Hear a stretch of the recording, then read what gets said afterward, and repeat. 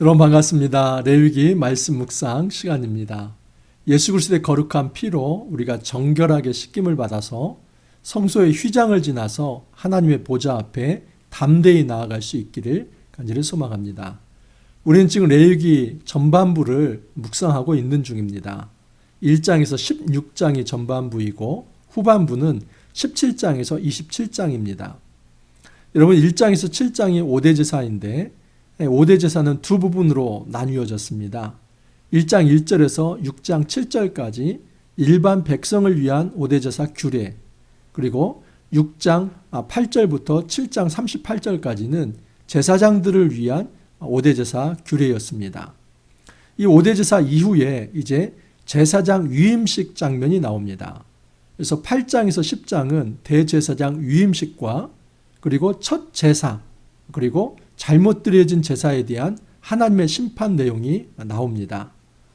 11장부터 15장까지 이제 어제까지 나온 이 본문이었는데 긴 시간에 걸쳐서 정결과 부정에 대해서 살펴보았습니다. 11장은 어떤 게 정결한 짐승이고 어떤 게 부정한 짐승인지, 그래서 부정한 짐승은 먹을 수 없고 정결한 짐승만 먹을 수 있다 하는 것을 말씀을 드렸습니다. 정과 부정을 나누는 기준은 무엇이 하나님의 창조에 더 가까운가 하는 것입니다. 그래서 온전성이라고 하는 것은 하나님의 창조에 더 가까운 것이다. 불완전성이라고 하는 것은 하나님의 창조에서 먼 것이다. 그래서 가장 불완전한 상태가 죽음의 상태이고 가장 온전한 상태가 생명의 상태입니다. 그래서 11장에서 15장 전체를 하나님의 창조신학과 생명의 신학 피 아래에서 봐야 한다는 것을 말씀을 드렸습니다. 12장 역시도 여성의 출산의 피의 유출인데, 피가 유출된다고 하는 것은 생명의 피에 있다는 것을 17장에서 이야기합니다. 그것을 근거로 놓고 본다면 피의 유출은 생명의 유출입니다. 그런 차원에서 부정하다라고 이야기를 했습니다. 13장에서 14장은 짜라하트, 악성 피부병입니다. 악성 피부병의 가장 큰 문제는 전염성입니다. 그래서 진영 밖으로 격리해야만 했고 다시 돌아오는 절차가 매우 정교하고 또 복잡했습니다. 새 2마리를 준비하고 1마리를 흐르는 물에서 잡고 그 피를 살아있는 새에게 묻혀서 그 새는 방생함으로써 그 사람이 다시 죽은 상태에서 다시 살아나는 것을 상징적으로 보여주는 것입니다. 그래서 짜라하트에서 돌아올 때 번제, 소제, 속건제, 속제제 4가지 제사를 지내고 또 몸을 깨끗이 해야 했고 모든 털을 밀어야 했습니다. 그래서 이 짜라하트로부터 돌아오는 것은 굉장히 중요한 것으로서 사람이 죽었다 다시 살아나는 거나 마찬가지다. 이처럼 이 부정으로부터 회복되는 것은 철저히 하나님의 은혜였다 하는 것도 말씀을 드렸습니다. 15장은 이 유출의 나머지 규정인데 여성의 생리, 그 다음에 그 생리 기간에 이제 남성과의 어떤 동침, 남편과의 동침, 그리고 또 그 생리한 여성이 앉은 자리에 누군가가 앉았을 때, 또는 남성의 어떤 설정, 이 모든 것도 다 부정에 해당되는데 그것을 어떻게 깨끗하게 할 것인가 하는 것이 15장에 나타나 있습니다. 자, 그런데 이 11장에서 15장을 마무리할 때 15장 31절 말씀이 굉장히 중요합니다. 왜냐하면 이 15장 31절 말씀은 16장과 연결이 되기 때문입니다. 자, 먼저 그 말씀부터 한번 보겠습니다. 15장 31절 보면 너희는 이와 같이 이스라엘 자손이 그들의 부정에서 떠나게 하여 그들 가운데 있는 내 성막을 그들이 더럽히고 그들이 부정한 중에서 죽지 않도록 할지니라. 이스라엘 자손에게서 부정에서 떠나게 하라는 겁니다. 그 이유는 첫 번째는 그들 가운데 있는 내 성막을 그들이 더럽히기 때문이다. 다시 말해서 부정은 무엇을 더럽힙니까? 성막을 더럽힙니다. 자, 그 결과 그들이 부정한 중에서 죽지 않도록 해야 하기 때문이다. 다시 말해서 이 부정은 첫 번째는 성막을 더럽히고 두 번째는 그 사람을 죽음에 이르게 할 수 있습니다. 우리는 많은 경우 그냥 상식적으로 이렇게 쉽게 판단을 해버립니다. 부정이라고 하는 것은 나를 더럽게 하는 거다. 내 몸을 더럽게 하는 거다. 여러분 그거 맞습니다. 부정은 1차적으로 그 사람을 더럽게 합니다. 하지만 성경에서는 그것보다도 더 심각한 것은 그 사람이 그 사람의 부정과 죄가 결국은 성막을 더럽게 한다는 것입니다. 여러분, 성막이 오염되는 것이 왜 문제가 됩니까? 이 성막은 하나님의 임재의 자리이기 때문입니다. 인간의 죄와 부정이 관영해서 만약 이 성막이 오염되어서 도저히 정말 그 부정 때문에 하나님께서 임재할 수 없다면 그것은 굉장히 심각한 문제입니다. 여러분, 사실 이스라엘 백성이 이것 때문에 망합니다.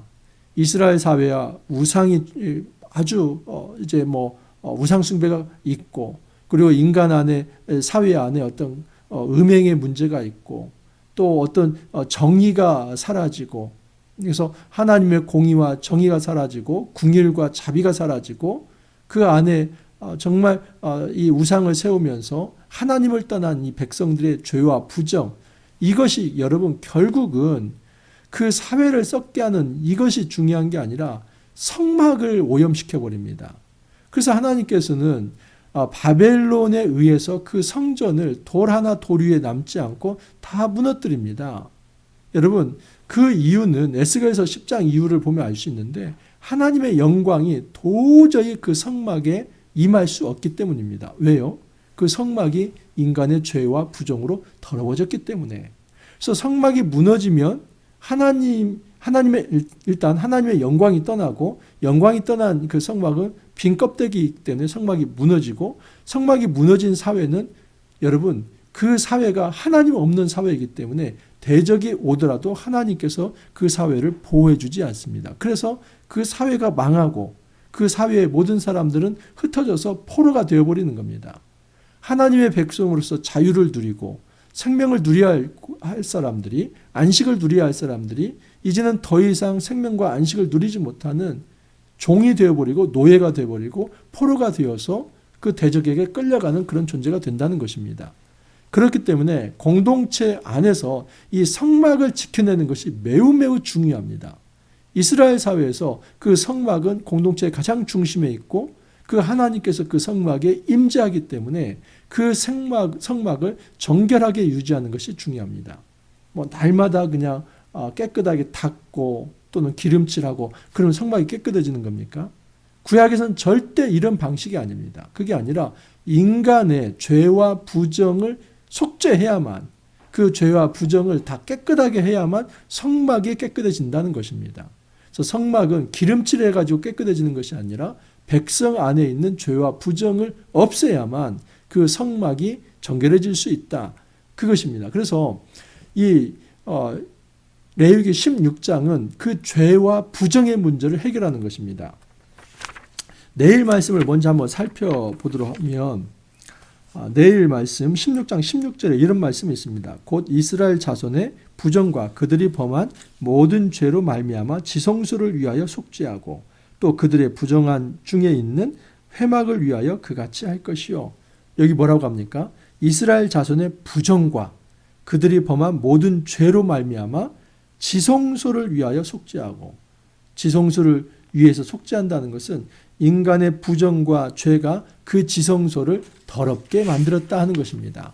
그래서 레위기 16장은 이제 우리가 3일에 걸쳐서 살펴볼 텐데 굉장히 중요한 말씀이기 때문에 그 양이 많습니다.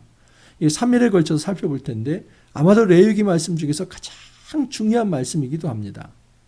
인간의 죄와 부정의 문제를 어떻게 대속죄일에 다 그것을 정리하는가, 그리고 그 대속죄일에 죄와 부정을 정리하는 것, 깨끗하게 하는 것이 우리에게 있어서 구원사적으로 어떤 의미가 있는가. 자, 그것을 알아야만 여러분 우리가 참다운 구원에 이를 수 있고 거룩한 삶을 살아갈 수 있고 하나님을 만나고도 우리가 죽지 않고 예배자로 살아갈 수 있습니다. 오늘 말씀 깊게 한번 살펴봅니다. 오늘 말씀은 월요일 16장 1절에서 10절 말씀입니다. 우선 1절에서 2절 한번 읽어드립니다. 아론의 두 아들이 여호와 앞에 나아가다가 죽은 후에 여호와께서 모세에게 말씀하시니라. 여호와께서 모세에게 이르시되 내 형 아론에게 이르라. 성소에 휘장한 법궤 위 속죄소 앞에 아무 때나 들어오지 말라. 그리하여 죽지 않도록 하라. 이는 내가 구름 가운데서 속죄소 위에 나타남이니라. 여러분, 하나님께서 모세에게 말씀하시는데 속죄소만큼은 아무 때나 들어와서는 안 된다 합니다. 하나님께서 여러분 모세를 대면하여 만난 자로 그렇게 여깁니다. 그리고 그 모세를 통해서 이제 이 제사장들을 이제 위임하여서 세웠습니다. 근데 대제사장이라 할지라도 이 지성소만큼은 함부로 들어갈 수 없었습니다. 이 지성소는 언제 들어가냐면 7월 10일 대속죄일 1년에 딱 한 번만 들어갈 수 있습니다. 하나님께서 그렇게 말씀을 하신 겁니다. 왜냐하면 그만큼 이 지성소는 하나님이 임재하는 자리고 거룩한 자리이기 때문에 아무 때나 들어갈 수 없다는 것입니다. 거기에 속죄소라는 말이 나오는데 이 속죄소는 카포레트 그럽니다. 이 카포레트라는 말은 카파르에서 온 겁니다. 카파르가 바로 속죄라는 의미인데 이 속죄라는 말이 첫 번째는 덮다라는 의미가 있습니다. 그래서 이 카포레트라는 말 자체는 뭐냐면 뚜껑입니다. 여러분 이 법궤, 언약궤가 있죠. 그러면 그 언약궤 뚜껑, 이 커버, 그 뚜껑을 바로 카포레트라고 합니다. 그 언약궤를 덮었다고 해서 이 카파르에서 동사에서 온 카포레트 그렇게 얘기한 겁니다. 자, 그러면 하나님께서 무엇을 덮냐? 죄를 덮는 것입니다. 그리고 죄를 대속하고 죄를 씻어내는 것. 이것이 다 속죄의 의미가 있습니다. 그래서 이스라엘의 어떤 성막에 있어서 가장 그 깊숙한 곳에 지성소가 있는데 그 지성소에는 법궤가 있습니다. 증거궤. 근데 그 증거궤를 덮는 것이 속죄소이고 속죄소 위에 두 그룹 케루빔이 있습니다. 이것은 하나님의 전령으로서의 천사이죠. 그 케루빔이 상징하는 것은 하나님이 그 속죄소 위에 임재한다 하는 것입니다. 그래서 이 속죄소를 우리가 다른 닉네임으로는 시은소라고 얘기를 합니다. 왜냐하면 하나님의 은혜가 이제 드러나기 때문에 그것을 시은소라고 얘기를 합니다. 여러분 이 속죄소는 하나님의 은혜의 자리입니다. 그런데 하나님이 누구를 다시 기용합니까? 이 굉장히 중요한데 1절에 보면 아론의 두 아들이 여호와 앞에 나아가다가 죽은 후에 여호와께서 모세에게 말씀하시냐 여호와께서 모세에게 이르시되 내 형 아론에게 이르라. 여러분 아론에게 4명의 자녀가 있습니다. 첫 번째, 둘째 자녀는 나답과 아비후. 근데 나답과 아비후 기억하죠? 우리 레위기 10장에 보면 나답과 아비후가 다른 불로 제사를 드리다가 하나님의 불에 의해서 타 죽고 맙니다. 여러분 이것은 하나님 앞에서 정말 준비된 예배를 드리지 않는다면 그 형식적 예배가 굉장히 치명적이다 하는 것을 알 수 있습니다. 그래서 아론의 두 아들 장자와 차자 나답과 아비후가 죽었습니다. 근데 이제 셋째, 넷째가 있는데 이달말과 엘르아살입니다. 근데 하나님께서는 지금 사실 아론은 대제사장으로 위임됐지만 그 첫 제사 이후에 굉장히 그 아들들에 의해서 잘못된 제사를 드린 겁니다. 그러면 그 책임을 물어서 아론을 내칠 수도 있습니다. 또 하나는 이 아론은 어떤 사람입니까? 여러분 아론은 출애굽기 32장에서 34장을 놓고 본다면 금송아지를 만들어낸 사람입니다. 그 백성들의 어떤 위협에 굴복해서 이것이 바로 너희를 이끈 애굽에서 나오게 한 이 여호와다 신이다 하면서 그 금송아지를 여호와라고 말한 사람이 아론입니다.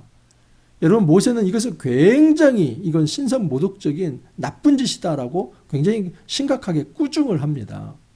그런데 하나님 앞에서 어찌 보면은 이 하나님 이 하늘로부터 나타난 그 불에 의해서 타 죽어도 시원치 않을 그런 사람이 아론이라고 하는 사람인데 그리고 그 아론은 두 아들을 관리를 잘 못해서 지금 이 성막 이 어떤 모습 성막 안을 더럽게 부정하게 만들지 않았습니까? 근데 그런 책임이 있는 사람을 하나님은 다시 쓰십니다. 그렇기 때문에 지금 이 모든 대속죄의 일은 하나님의 은혜로 시작한다 하는 것을 알 수 있습니다. 그 하나님의 은혜를 강조하기 위해서 하나님은 그 아론의 두 아들을 죽였다. 그리고 그 두 아들이 죽은 후에 이제 하나님이 다시 모세를 통해서 아론을 불렀다라고 얘기를 하는 겁니다. 하나님은 이처럼 한 번 더 기회를 주시는 은혜의 하나님이다 하는 것을 알 수 있습니다. 단 그 은혜는 함부로 준비되지 않은 자세에서 거룩하진 모습으로 않은 모습으로 나아간다면 그 사람은 죽을 수밖에 없다 하는 것을 분명하게 얘기합니다. 여러분 하나님의 은혜를 우리가 경건하게 겸손하게 받지 않으면 그 하나님의 거룩이 그 사람을 죽일 수도 있습니다. 그러므로 우리는 하나님의 은혜를 하나님의 은혜를 그냥 이제 모든 사람에게 주는 것이니까 값싸게 그냥 내가 언제든지 콜하면 받을 수 있는 그렇게 생각할 것이 아니라 하나님의 은혜는 너무나 치명적인 것이기 때문에 정말 거룩한 자세로 겸손한 자세로 그 하나님의 은혜를 받아들여야겠다 하는 생각을 가져야만 합니다. 자, 3절 이하를 보면 이 3절에서 5절, 5절 그리고 6절에서 사실 10절은 같은 이야기입니다. 3절에서 4절은 바로 제사장을 위한 속죄제와 번제의 어떤 준비 규례입니다. 그리고 5절은 이스라엘 회중을 위한 이제 속죄제 이제 규례입니다. 그리고 다시 6절에서 바로 아론이 자기 죄를 위해서 속죄제를 잡는 그런 장면이 나오고 7절 이하에서는 다시 백성들을 위한 이 아사셀, 이 순염소 2마리 이야기가 나옵니다. 그렇기 때문에 지금 3절에서 5절과 6절에서 10절은 이 같은 내용이 반복된다라고 볼 수 있습니다. 다만 3절에서 5절이 그 제물을 준비하는 것이고 또 6절에서 10절은 그 제물을 제사를 드리는 그 실행에 대해서 나타난 겁니다. 그리고 지금 1절에서 10절은 바로 이 대속죄에 대한 전체적인 개관이고 또 이것을 바탕으로 11절 이하에서 더 자세하게 직접 실행되는 것이 11절 이하에서 나타납니다. 그래서 오늘 말씀에서 어떻게 보면 내일 모레 말씀까지 굉장히 중요한 요소들이 다 들어가 있습니다. 그래서 내일 모레는 이제 오늘 말씀의 이 대속죄일의 원리를 가지고 조금 더 세부적으로 살펴보는 것입니다. 자, 3절 이하를 보면 아론이 성소에 들어오려면 숫송아지를 속죄 제물로 삼고 순양을 번제물로 삼고 거룩한 세마포 속옷을 입으며 세마포 속바지를 몸에 입고 세마포 띠를 띠며 세마포 관을 쓸지니 이것들은 거룩한 옷이라 물로 그의 몸을 씻고 입을 것이며 두 가지 내용인데 하나는 성소에 들어갈 때 아론은 숫송아지를 속죄 제물로 삼고 순양을 번제물로 삼아야 한다. 그리고 의복은 세마포 속옷과 세마포 속바지, 세마포 띠, 세마포 관을 쓴다. 여러분 이 세마포는 흰색입니다. 그리고 이 흰색 옷은 아주 속에 입는 속옷이다라고 볼 수 있습니다. 자, 그런데 지금 대제사장은 우리가 이 의복을 이미 이전에 살펴보았습니다. 근데 이 대제사장 의복이 어떻습니까? 굉장히 화려합니다. 속바지 위에 속옷 입고 속옷 위에 청색의 겉옷 입고 겉옷 위에 에봇을 두르고 그 에봇에 가슴 흉패가 있고 흉패 안에 우림과 둠밈이 있고 또 이 견장에 호마누가 있고 호마누에 6지파씩의 어떤 이스라엘의 지파 이름이 쓰여 있고 또 이 관에는 그 금태가 둘러서 여호와께 성결이라는 것이 쓰여 있고 또 이제 금방울이 달려 있고 여러분 굉장히 이 대제사장 의복은 화려합니다. 보기만 해도 입이 떡 벌어지듯이 정말 권위 있는 의복이다. 근데 그 의복을 지성소에 들어갈 때 다 벗고 들어갑니다. 그래서 마치 속옷처럼 흰 옷, 이 어떤 흰 옷을 입고 대신에 무엇을 입어야 하냐면 속에 속바지를 입어야만 합니다. 그것은 속바지는 남성의 이 생식기를 감추기 위한 것입니다. 전에도 말씀드렸지만 여러분 이방의 모든 제사 문화는 제사와 함께 이제 이 성전의 창녀들과 그리고 제사를 드린 남자들이 혼음을 했습니다. 이것이 바로 이방 제사의 아주 문란한 모습입니다. 그러니까 이방에서는 이 합법적인 어떤 음행을 제사 방식을 통해서 이루었습니다. 그것이 신을 즐겁게 하는 것이라고 했습니다. 근데 하나님의 이스라엘 사회에 제사 방식을 세울 때는 반드시 제사장은 속바지를 입도록 하라. 그것은 어떤 경우든 이 성기가 노출되어서는 안 된다. 이 성막 내에서 어떤 경우든 이 음행 사건이 이루어져서는 안 된다. 그것을 말씀하기 위해서입니다. 지성소에 들어갈 때 이 대제사장이라 할지라도 그 화려한 의복을 다 내려놓고 가장 겸손한 자세로 하나님의 은혜를 간구하면서 그러면서도 성결하게 들어가야 한다 하는 것을 알 수 있습니다. 그리고 아론은 자기를 위해서 반드시 속죄제와 번제를 드려야만 합니다. 자, 그 실행이 6절입니다. 아론은 자기를 위한 속죄제에 숫송아지를 드리되 자기와 집안을 위하여 속죄하고, 여러분 대제사장이 백성을 위해서 속죄하기 위해서 누구를 먼저 속죄합니까? 자기 자신을 위해서. 목회자도 마찬가지입니다. 물론 목회자가 여러분 오늘날 대제사장은 아닙니다. 대제사장은 예수님 한 분뿐이죠. 하지만 작은 제사장으로서 목회자도 예배를 인도할 때 성도들에게 거룩하십시오, 이 얘기를 하기 전에 내가 먼저 하나님 앞에서 정결과 거룩에 이르는 이것이 먼저 본이 되어야 한다는 사실입니다. 그런 후에 성도들에게 우리가 함께 정결합시다, 또 함께 거룩합시다, 우리가 죄와 부정을 다 씻고 하나님 앞에 예배자로 섭시다, 이렇게 이야기할 수 있다는 것입니다. 자, 이스라엘 자손을 위해서는 그 이스라엘 자손의 회중에게서 속죄 제물로 삼기 위하여 순염소 2마리와 번제물로 삼기 위하여 순양 1마리를 가져갈 것이요. 그래서 이 제사장을 위해서는 속죄 제물로 숫송아지 하나, 번제물 순양 하나인데, 이스라엘 회중을 위해서는 순염소 2마리, 번제물로서는 순양 1마리입니다. 그래서 제물이 좀 다르죠. 자, 그것을 실행하는 것이 7절 이하입니다. 또 그 두 염소를 가지고 회막문 여호와 앞에 두고 두 염소를 위하여 제비 뽑되 한 제비는 여호와를 위하고 한 제비는 아사셀을 위하여. 여러분 지금 순염소 2마리를 준비하죠. 근데 거기서 제비를 뽑습니다. 선택을 하는 거죠. 그래서 한 제물은 여호와를 위하여, 또 한 제물은 아사셀을 위하여. 이 아사셀이라고 하는 것이 분분합니다. 크게 한 3가지 의견이 있는데, 이 아사셀은 떠나는 염소를 아사셀이라고 한다. 이 아사셀은 이 죄와 사망의 장소를 아사셀이라고 한다. 또 이 아사셀은 어떤 악마의 이름으로서 아사셀이라고 한다. 근데 이 본문의 문맥으로 놓고 볼 때는 지금 2번째, 3번째가 좀 더 의미가 있습니다. 죄와 사망의 장소, 그곳이 바로 아사셀이고, 또 아사셀을 위하여라고 하기 때문에 바로 하나님과 대척점에 있는 그 악마의 존재를 아사셀이라고 볼 수 있습니다. 근데 목사님 너무 이상한데요. 하나님을 위해서 이 제물을 바치는 것은 그것은 이해할 수 있지만 어떻게 악마를 위해서, 그리고 죄와 사망의 자리를 위해서 이 순염소를 준비할 수 있습니까? 자, 이것을 설명하면 알 수 있을 것입니다.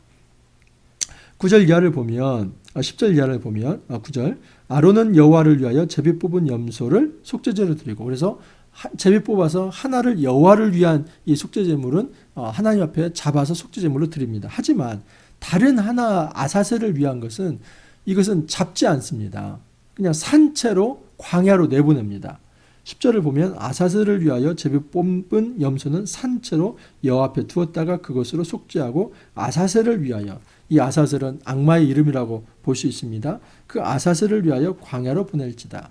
그러니까 이 아사셀을 위하여 광야로 보낸다는 것은 아사셀에게 제물로 드려진다, 이게 아니라 아사셀은 죄와 어떤 부정의 장소, 그리고 죄와 사망의 장소인데 그 죄와 사망의 자리에 지금 죄를 보내버리는 겁니다.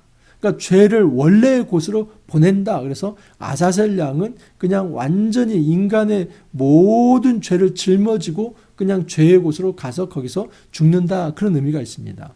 그래서 이 광야에서 어떤 이 절벽 같은 그런 곳이 있다면 그곳에서 아사셀 양을 밀어버립니다. 밀어서 거기서 떨어져 죽게 합니다. 다시 돌아오지 못하도록.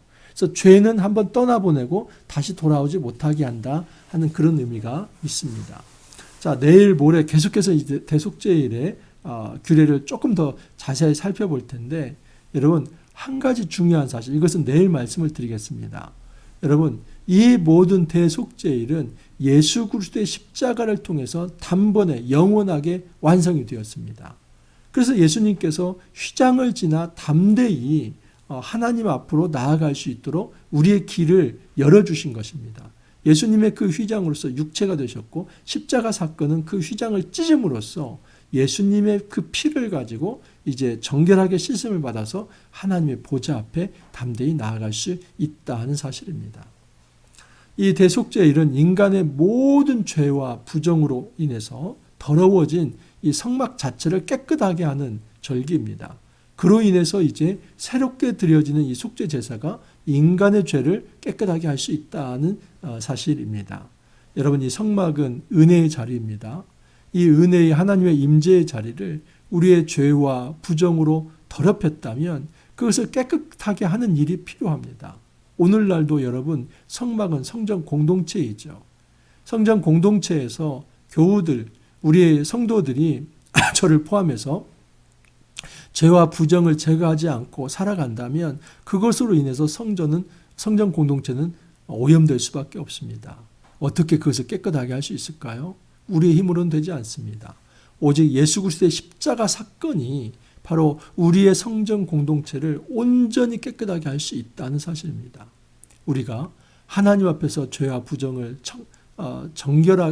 부정을 이제 해결하는 정결하게 하는 모든 방법은 오직 예수 그리스도 한 분뿐이라는 것을 우리가 기억하시기 바랍니다.